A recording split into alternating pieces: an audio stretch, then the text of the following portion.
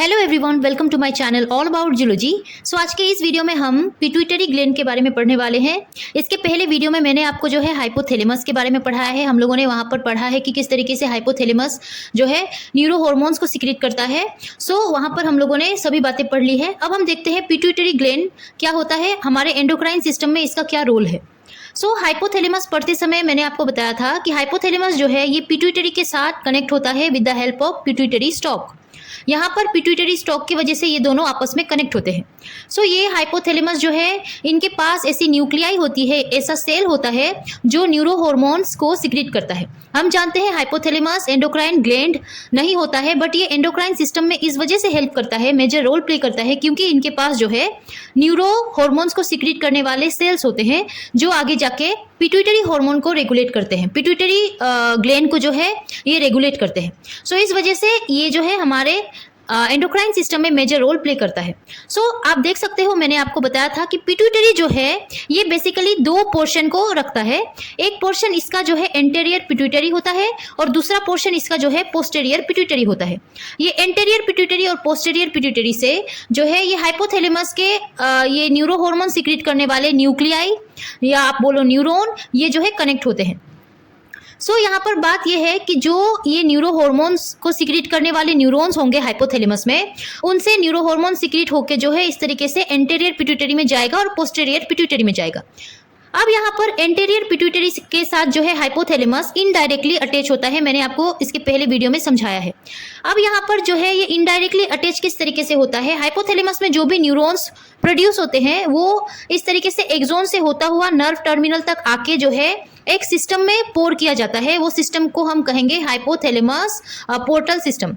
मैंने आपको बताया है इसके पहले वीडियो में। आप लोग प्लीज उस वीडियो को पहले देखिएगा, फिर आपको जो है ये अच्छे से समझ आएगा। न्यूरो हार्मोन्स जो है इस तरीके से उस सिस्टम में डाल दिया जाता है। उस सिस्टम के हेल्प से बाद में जो है एंटेरियर पिट्यूटरी में वो सारे हार्मोन्स आते हैं और रिक्वायरमेंट के हिसाब से उसको रिलीज किया जाता है। उसके बाद अगर हम देखें पोस्टेरियर पिट्यूटरी को, तो पोस्टेरियर पिट्यूटरी जो है हाइपोथैलेमस के न्यूरॉन्स के साथ या न्यूक्लियाई के साथ डायरेक्टली अटैच होता है। जो भी इस न्यूरॉन में या न्यूक्लियाई में हार्मोन्स बनाए जाते हैं वो डायरेक्टली पिट्यूटरी, जो पोस्टेरियर पिट्यूटरी है, उसमें डाल दिया जाता है। मैंने आपको जो है ये समरी बताई है, ओवरव्यू बताया है। अब हम डिटेल में पढ़ते हैं बेसिकली पिट्यूटरी ग्लैंड क्या होता है और ये कैसे फंक्शन करता है। हमारे पिट्यूटरी ग्लैंड को जो है हाइपोफाइसिस कहा जाता है। हमारा पिट्यूटरी ग्लैंड का अनदर नेम है हाइपोफाइसिस। ये लोकेटेड होता है सेला टूर्सिका रीजन में।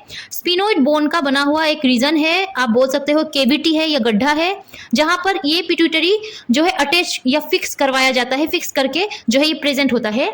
अटैच होता है हमारे हाइपोथैलेमस से बाय इन्फंडिबुलम।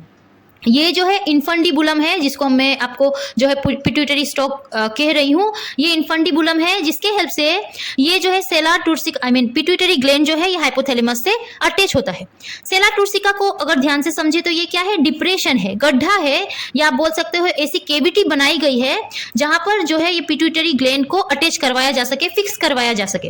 इस तरीके से ये डिप्रेशन किससे बना हुआ है, बोन से, जिसको हम स्पेनोइड बोन बोलते हैं, और इसको जो है हाइपोफाइजियल फोसा कहा जाता है। इस तरीके से इनमें जो है स्ट्रक्चर प्रेजेंट होती है।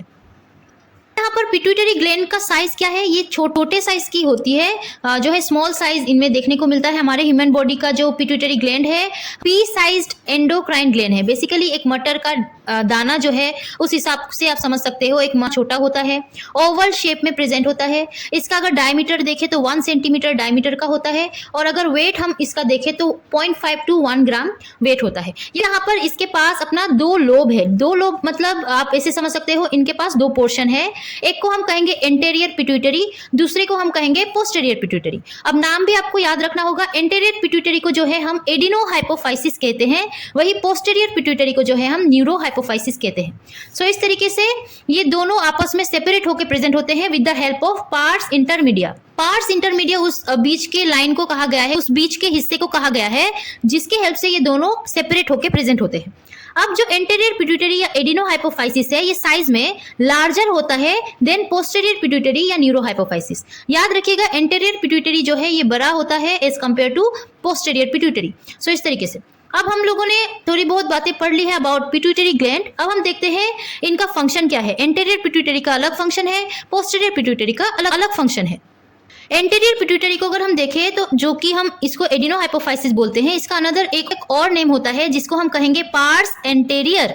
सो ये ग्लैंड्यूलर आपको देखने को मिलेगा, ग्लैंड्यूलर स्ट्रक्चर के होते हैं। एंटीरियर लोब है ये पिट्यूटरी ग्लैंड का। इनके पास अपना दो पोर्शन होता है, पार्स डिस्टेलिस और पार्स इंटरमीडिया। किसी किसी बुक में आपको पार्स ट्यूबरिलिस भी देखने को मिलेगा, सो वो भी करेक्ट है। सो पार्स डिस्टेलिस और पार्स इंटरमीडिया बेसिकली क्या है, देखिए मैं ये पढ़ाने से पहले मैं आपको समझा देती हूँ कि इतना डिटेल में आपको नहीं पढ़ना होता है, फिर भी मैं आपको जो है समझाऊंगी क्योंकि फ्यूचर में जो है कभी क्वेश्चन आ जाए तो आप सॉल्व कर पाओ। ये जो है डिस्टल पार्ट है उस एंटीरियर पिट्यूटरी का। इसके पास जो है अपना सेल होता है, दो टाइप के सेल इनके पास होते हैं, जैसे कि क्रोमोफोर सेल और क्रोमोफिल सेल।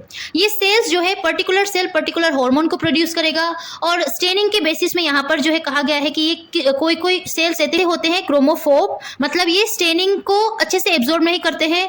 माइक्रोस्कोप में अगर हम इसको देखें तो ये जो है ब्लरी आपको देखने को मिलेगा, क्लियर नहीं देखने को मिलेगा। वही क्रोमोफिल सेल्स ऐसे होते हैं जो स्टेन को अच्छे से एब्जॉर्ब कर पाते हैं और इनको जो है हम माइक्रोस्कोप में क्लियरली देख सकते हैं। So chromophore cell does not stain readily, ये स्टेन नहीं होता है।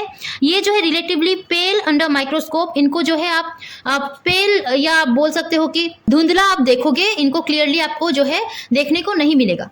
Chromophil cells stains easily, chromophil cells जो है इजीली स्टेन्स हो जाते हैं, स्टेन इनमें जो है अच्छे से एब्जॉर्ब होता है और जो है ये क्या करते हैं, क्रोमियम सोल्ट को जो है एब्जॉर्ब करते हैं, क्लियरली जो है ये विजिबल होते हैं माइक्रोस्कोप में। सो क्रोमोफिल सेल्स को अगर हम डिटेल में देखें तो क्रोमोफिल सेल्स में जो है दो सेल्स होते हैं। बेसिकली मैं फिर से बोल रही हूँ, ये सेल्स होते हैं जो पर्टिकुलर हार्मोन को रिलीज करते हैं, पर्टिकुलर काम करते हैं। जैसे कि क्रोमोफिल सेल्स जो है इनमें एक होता है अल्फा सेल, एक होता है बीटा सेल। अल्फा सेल को एसिडोफिल कहा गया है, बीटा सेल को बेसोफिल कहा गया है। टुगेदर जो है ये प्रोड्यूस करते हैं हार्मोन को जो एंटीरियर पिट्यूटरी में देखने को मिलता है और ये रिलीज किया जाता है ब्लड स्ट्रीम में। सो इस तरीके से आप डायग्राम देखो, ये तो ऊपर का हिस्सा हो गया, ऑप्टिक काइज़मा, ब्रेन के ऊपर के हिस्से को कहा गया है। ये रहा हाइपोथैलेमस। हाइपोथैलेमस से जो है नीचे आप देख सकते हो पिट्यूटरी ग्लैंड प्रेजेंट है। पिट्यूटरी ग्लैंड ये जो है पिट्यूटरी का पोस्टीरियर लोब है, ये जो है पिट्यूटरी का एंटीरियर लोब है। हम एंटीरियर लोब के बारे में अगर देखें तो एंटीरियर लोब में जो है तीन रीजन्स होते हैं, मैंने आपको कहा था। एक होता है ट्यूबरिलिस, एक होता है पार्स इंटरमीडिया, एक होता है पार्स डिस्टेलिस। सो ये pars tuberalis, pars intermedia, pars distalis एक साथ इनको मिला के एंटीरियर पिट्यूटरी हम बोल सकते हैं। और ये हाइपोथैलेमस से किस तरीके से अटैच होता है, पिट्यूटरी स्टॉक से, जिसको हम इंफंडिबुलम जो है बोलते हैं। सो इस तरीके से आप याद रखिएगा। अब हम लोगों ने एंटीरियर पिट्यूटरी की बात जो है जान ली है, पढ़ ली है। बेसिकली हार्मोन्स किस तरीके से इससे जो है रिलीज किए जाते हैं, क्योंकि एंडोक्राइन सिस्टम में हार्मोन ही आगे जाके फंक्शन करेंगे। सो एंटीरियर पिट्यूटरी जो है टोटल 7 हार्मोन को रिलीज करता है। आप ये बात याद रखिएगा, 7 हार्मोन्स को रिलीज करने वाला जो लोब है वो एंटीरियर लोब है पिट्यूटरी का। पिट्यूटरी में, एंटीरियर पिट्यूटरी में जो है पार्स डिस्टेलिस और पार्स इंटरमीडिया का काम होता है कि हार्मोन को रिलीज करे। अब मैंने कहा कि 7 हार्मोन को रिलीज किया जाता है। सो पार्स डिस्टेलिस अकेले ही जो है ये 6 हार्मोन को रिलीज करता है, जिनमें से आते हैं ग्रोथ हार्मोन, जिनमें से आता है prolactin, thyroid stimulating hormone, adrenocorticotropic hormone, luteinizing hormone और फॉलिकुलर स्टिमुलेटिंग हार्मोन। ये 6 टाइप के हार्मोन को ये अकेला पार्स डिस्टेलिस सीक्रेट करता है। वही पार्स इंटरमीडिया जो है सिर्फ और सिर्फ एक हार्मोन को सीक्रेट करता है, जिसका नाम है मेलेनोसाइट स्टिमुलेटिंग हार्मोन।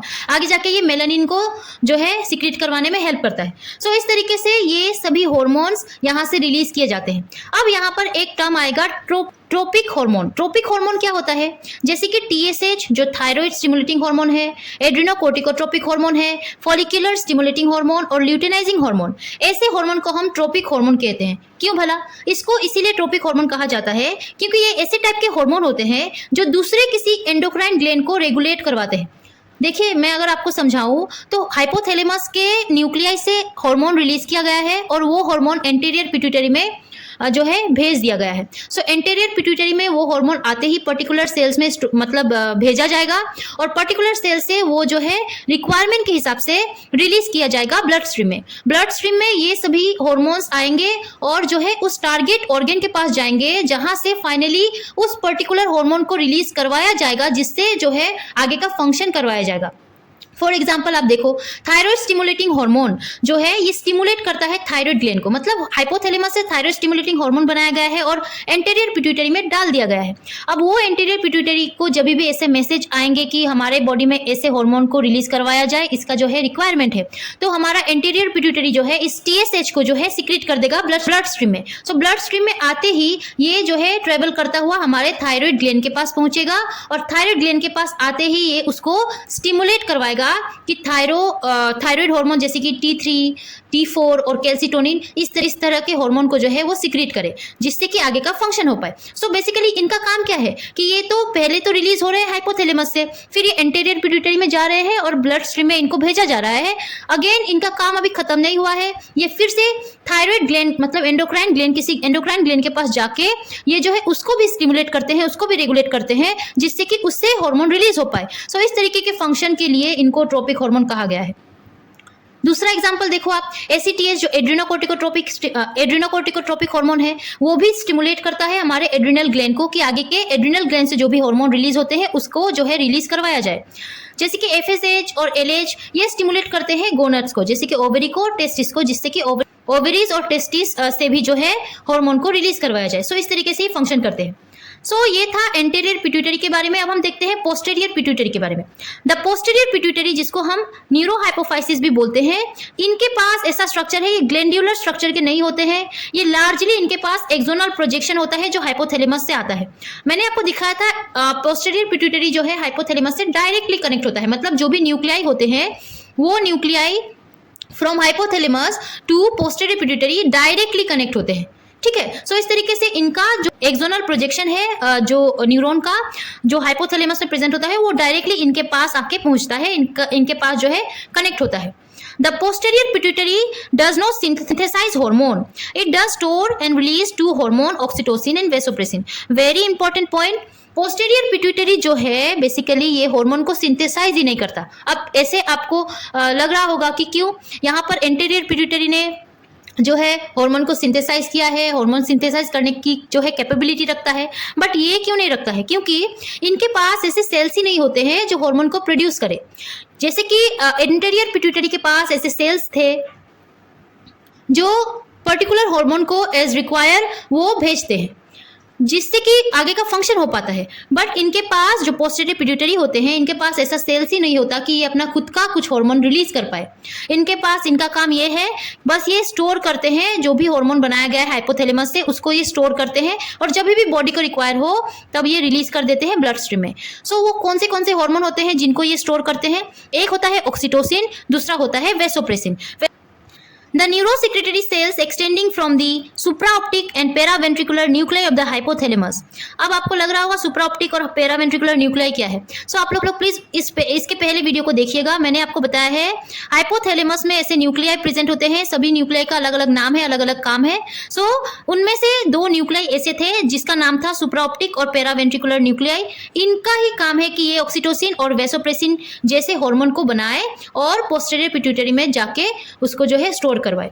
सो इस तरीके से these axons stores and release neurohypophyseal hormone oxytocin and ADH into the neurohypophyseal capillaries. From there they get into the systemic circulation. So basically ये हार्मोन को जो है न्यूरोहाइपोफाइजियल हार्मोन जिसको कहा गया है ऑक्सीटोसिन और ADH को, वो जाके न्यूरोहाइपोफाइजियल कैपिलरीज जो भी पोस्टीरियर पिट्यूटरी के कैपिलरीज है उनमें भेज दिया जाता है एज अ स्टोर ऑर्गेन, वहां पर भेज दिया जाता है, स्टोर करवाया जाता है। बाद में जब भी रिक्वायर हो सिस्टेमिक सर्कुलेशन के हेल्प से, मतलब सिस्टेमिक सर्कुलेशन में उनको भेज दिया जाता है। So the posterior pituitary gland is composed of mainly of glial-like cells called pituitarides. अब यहाँ पर posterior pituitary के पास अपना एक सेल है जिनको हम बोलेंगे पिट्यूसाइड्स। ये ग्लायल लाइक सेल होते हैं जिनको हम बोलेंगे पिट्यूसाइड्स। ये जो है अपना खुद का कुछ हार्मोन को सिक्रीट करने का इनका काम नहीं होता। बेसिकली ये सपोर्टिंग स्ट्रक्चर के जैसे हेल्प करते हैं। कहाँ पर कैसे एक्ट करते हैं? Simply as a supporting structure for large number of terminal nerve fibre and terminal ending from nerve tract that originate in the supraoptic and paraventricular nuclei of the hypothalamus. Basically supraoptic और paraventricular nuclei जो है उनसे ये originate होते हैं, वहां पर ये प्रेजेंट होते हैं। बेसिकली ये सपोर्टिंग स्ट्रक्चर के जैसे हेल्प करते हैं। इनका कुछ ऐसा रोल नहीं है कि अपना कुछ ये रिलीज करे। This tract pass to the neurohypophysis through the pituitary stalk. अब ये मैंने आपको कहा है, ये कैसे होता है, ये ट्रेवल कैसे करते हैं, न्यूरोहाइपोफाइसिस में कैसे पहुंचते हैं, पिट्यूटरी स्टॉक से होते हुए ये जो है पहुंचते हैं। ये आप देखो, डायग्राम आप देखो, यहाँ पर ये हाइपोथैलेमस था। हाइपोथैलेमस में ऐसे न्यूक्लियाई होंगे जिनको हम बोलेंगे सुप्राऑप्टिक न्यूक्लियाई, और एक होता है पेरावेंट्रिकुलर न्यूक्लियाई। दोनों का काम है, ऑक्सीटोसिन और जो वेसोप्रेसिन है उनका काम है कि वो जो है बनाए। यहाँ पर वो बनते ही ये जो है यहाँ से ट्रेवल करता हुआ यहाँ तक पहुंचेगा पोस्टेरियर पिट्यूटरी के पास, और कैपिलरीज में स्टोर करवाया जाएगा। जब भी हमारे बॉडी को जो है रिक्वायर होती है इस हार्मोन की, तब वो रिलीज करवा दिए जाते हैं। अब ये कैसे फंक्शन करते हैं, यहाँ से ये यहाँ तक स्टोर होते हैं ऑक्सीटोसिन और वेसोप्रेसिन। जैसे ही उनको रिलीज करवाया जाता है ब्लड स्ट्रीम में, हमारे ब्लड स्ट्रीम से होते हुए वो जो है अपने टारगेट ऑर्गन तक जाएंगे। जैसे कि ऑक्सीटोसिन जो है ये ब्लड में रिलीज होते ही हमारे यूट्रस में और जो है ममरी ग्लैंड में जाएगा, और वहां से जो है ये ऐसे फंक्शन करता है कि वो जो है मसल कॉन्ट्रैक्शन में हेल्प करता है। वही एडीएच या वेसोप्रेसिन जो है ये क्या करता है, ये जैसे ही ब्लड में पोर किया जाता है फ्रॉम द पोस्टीरियर पिट्यूटरी, ये ब्लड से सर्कुलेट होते होते जो है एड्रिनल ग्लैंड तक पहुंचता है। एड्रिनल ग्लैंड में जो है ये क्या करता है, ये जो है आगे का फंक्शन करता है किस तरीके से, ये किडनी से जो है वाटर का रीअब्जॉर्प्शन करता है, हमारे यूरिन के प्रोडक्शन को कम करता है, मतलब हमारे यूरिन से ज्यादा पानी जो है वेस्ट ना हो जाए, इसका ये ध्यान रखता है। इनका फंक्शन कुछ इस तरीके से है। आई होप आज का वीडियो आपको समझ आया होगा। ये था अबाउट पिट्यूटरी ग्लैंड, कैसे फंक्शन करते हैं, क्या है इनमें, किस तरीके से हार्मोन रिलीज होता है, सारी बातें मैंने आपको बताई है। ये था अबाउट पिट्यूटरी ग्लैंड। अगर आपको समझ आया हो और अच्छा लगा हो ये वीडियो, तो इस वीडियो को लाइक कीजिएगा, अपने दोस्तों के साथ जो है शेयर कीजिएगा। अगर मेरे चैनल को सब्सक्राइब नहीं किया है तो सब्सक्राइब कर लीजिएगा। टिल देन पढ़ते रहिए। Take care and bye bye.